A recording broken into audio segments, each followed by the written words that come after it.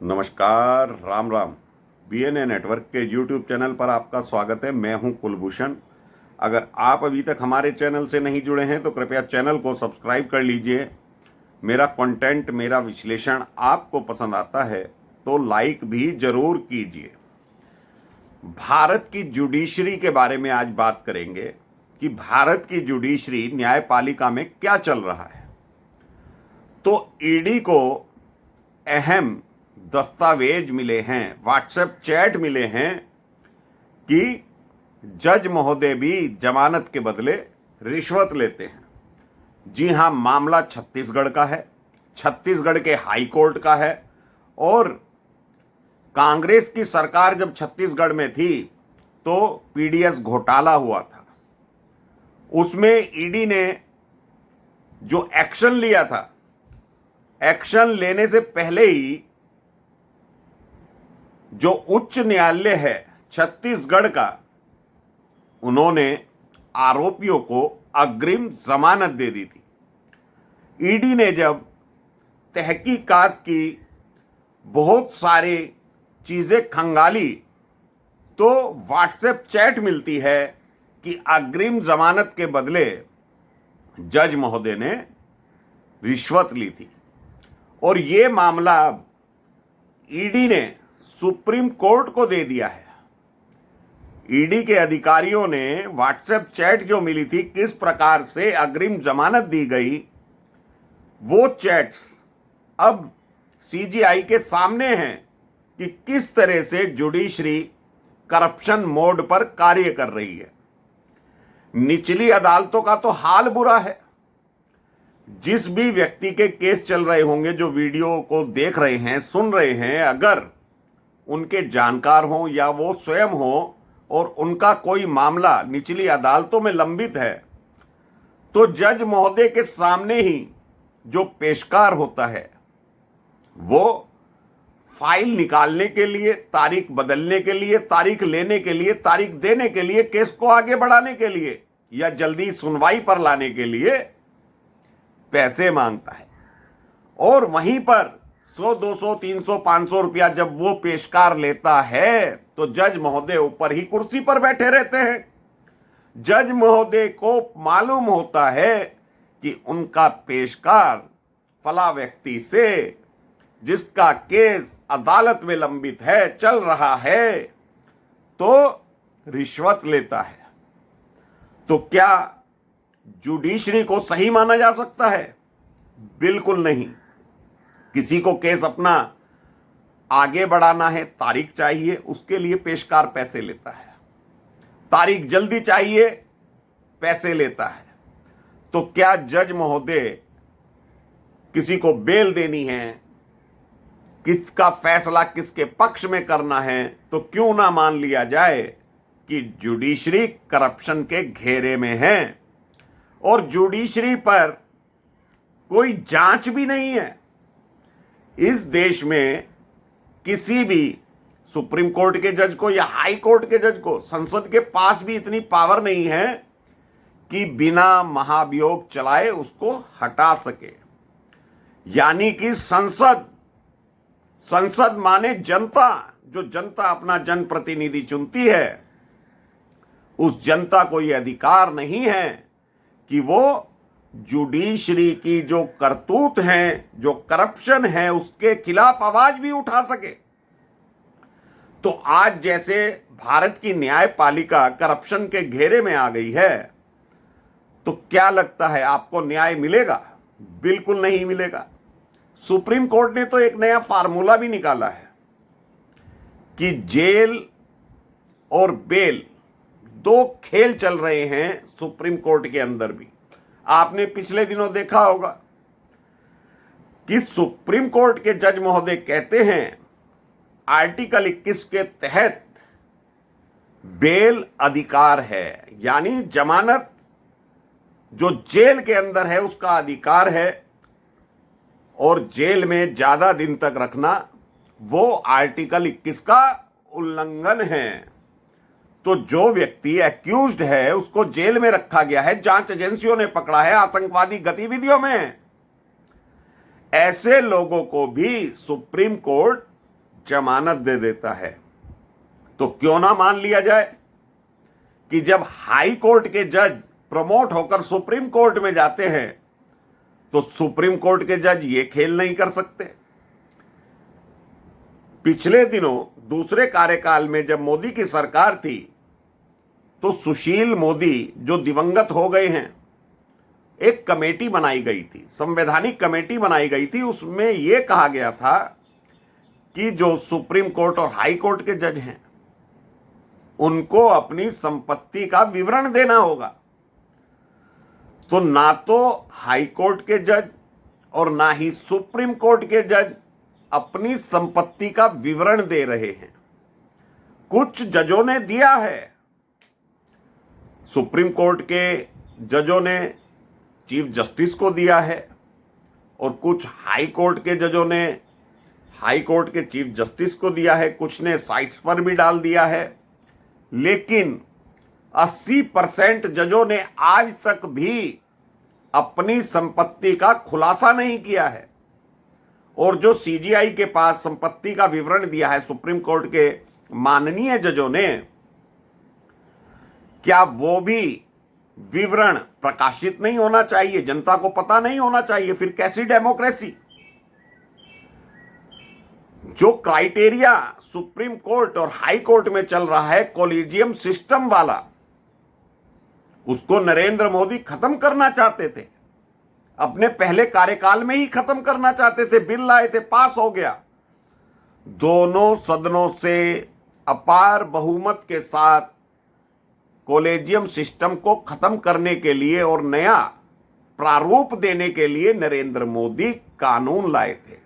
लेकिन supreme court ने कहा नहीं, हटाइए इसे, हमें कॉलेजियम सिस्टम से ही चलना है।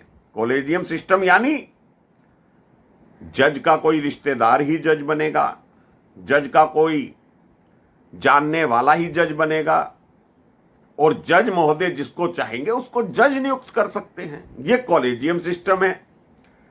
जनता अपना जनप्रतिनिधि चुनती है, ग्राम पंचायत से लेकर संसद तक, लेकिन जज, हाई कोर्ट का जज कौन होगा, सुप्रीम कोर्ट का कौन होगा, ये जज महोदय ही चुनते हैं। तो क्या भारत की जुडिशरी डेमोक्रेसी के अंतर्गत आती है? कोई जवाबदेही सुप्रीम कोर्ट की नहीं है, निचली अदालतों की नहीं है, हाई कोर्ट की नहीं है, तो जवाबदेही अगर जनता को चाहिए तो कौन देगा? एमपी महोदय या एमएलए महोदय तो विधानसभा में अपनी जवाबदेही देते हैं। एक प्रधानमंत्री, एक राष्ट्रपति, एक एमपी एमएलए अपनी संपत्ति का विवरण देता है, लेकिन जज महोदय नहीं देते। तो ये जो न्यायपालिका आज संदेह के घेरे में आ गई है, इसका इलाज नहीं किया गया तो भारत का असली लोकतंत्र जो है वो खतरे में है। नरेंद्र मोदी को कोई तानाशाह कहता रहे, लेकिन असली तानाशाही तो जुडिशरी में चल रही है। उसके खिलाफ जो गैंग है वो आवाज नहीं उठाता। प्रधानमंत्री कोई कानून ले आएंगे, आज वक्फ बोर्ड का कानून जेपीसी में उस पर चर्चा हो रही है, तो मोदी को तानाशाह बताते हैं, अमित शाह को तानाशाह बता दिया जाता है। अरविंद केजरीवाल गिरफ्तार होता है, झारखंड का मुख्यमंत्री गिरफ्तार होता है, तो डेमोक्रेसी को खतरे में बताया जाता है। तो इन जजों की संपत्तियों की जांच कौन करेगा, ये कौन बताएगा? अगर प्रधानमंत्री या अमित शाह या ईडी, सीबीआई अगर किसी जज की जांच करने पहुंच जाएंगे तो तहलका मचेगा कि नहीं मचेगा? यही गैंग जो इकोसिस्टम चला आ रहा है, जो वामपंथी मीडिया है, ये प्रचार करेगा कि नरेंद्र मोदी जुडिशरी को अपने कब्जे में करना चाहता है, इसीलिए जजों की भी जांच करा रहा है।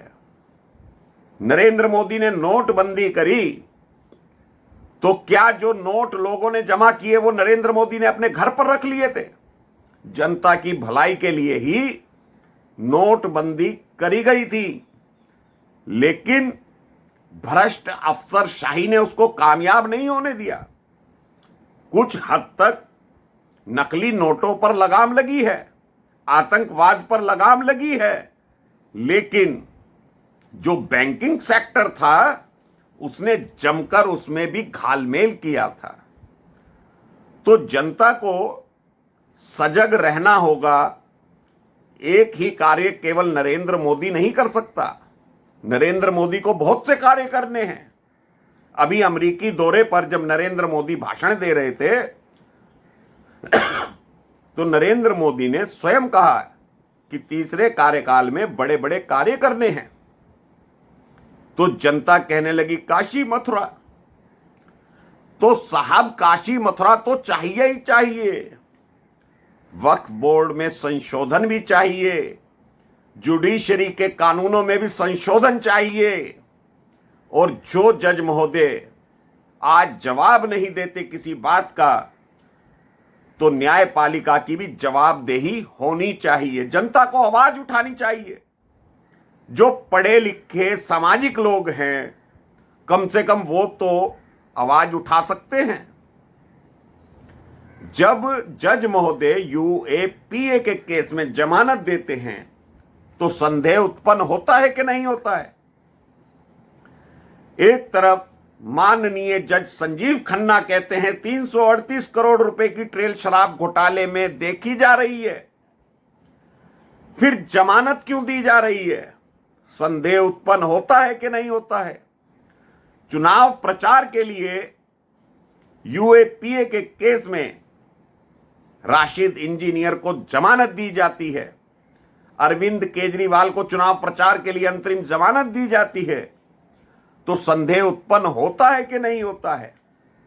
सुप्रीम कोर्ट जो बार एसोसिएशन है, कितने वकील, हजारों वकील सुप्रीम कोर्ट में कार्यरत हैं, लेकिन आप मुझे 20 नाम से ज्यादा नहीं बता सकते कि सुप्रीम कोर्ट में कोई केस भी लड़ता होगा। गिने चुने नाम ही जनता के सामने आते हैं, और उनकी संपत्ति देखिए, एक एक पेशी के 15 से 25 लाख रुपए लेते हैं वो वकील। क्या उनकी सेटिंग नहीं है सुप्रीम कोर्ट के माननीय जजों के साथ? तो ये जो न्यायपालिका आज करप्शन के घेरे में और संदेह के घेरे में है, सरकार को भी चाहिए, जनता को भी चाहिए सजग रहे।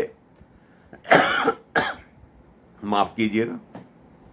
तो जनता जब तक पेशेंस रखे हुई है, आपने बांग्लादेश में देखा होगा, जजों से इस्तीफा ले लिया जनता ने, वो कुछ भी कारण रहे, लेकिन एक केस जो कई कई साल लग जाते हैं, कुछ लोगों की तो पीढ़ियां गुजर जाती हैं, केस खत्म नहीं होता, तो क्या यही डेमोक्रेसी की न्यायपालिका है?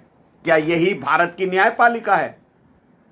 जमानत देने के लिए छत्तीसगढ़ के हाई कोर्ट के जज रिश्वत ले लेते हैं, तो क्या अब सुप्रीम कोर्ट एक्शन लेगा? और सुप्रीम कोर्ट उन जजों पर भी एक्शन लेगा जो संदेह के घेरे में हैं? क्या सुप्रीम कोर्ट के चीफ जस्टिस ईडी को ये कहेंगे, सीबीआई को ये कहेंगे, किसी भी जज पर आप छापा मार सकते हैं? तो दोस्तों, अभी के लिए इतना ही सवाल छोड़े जा रहा हूं, कमेंट करके बताइए और वीडियो को लाइक कीजिए। धन्यवाद। नमस्कार। भारत माता की जय।